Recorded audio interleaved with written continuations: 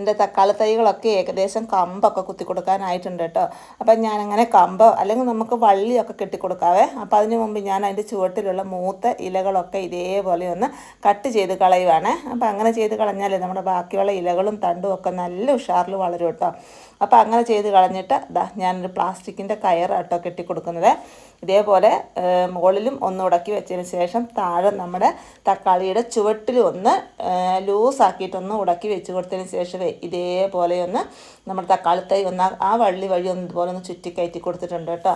അപ്പോൾ അങ്ങനെ ഇത്തിരി ലൂസാക്കിയിട്ടാണ് കേട്ടോ ഞാൻ വള്ളി കെട്ടിയത്. അതെന്താണെന്ന് വെച്ചാൽ ഇനി നമ്മുടെ തക്കാളി തൈ വളരുന്നതിനനുസരിച്ച് നമുക്ക് വീണ്ടും ചുറ്റി കയറ്റി വിടാൻ വേണ്ടിയിട്ട് ഇത്ര ലൂസാക്കി കെട്ടി കൊടുത്തിട്ടുണ്ട്.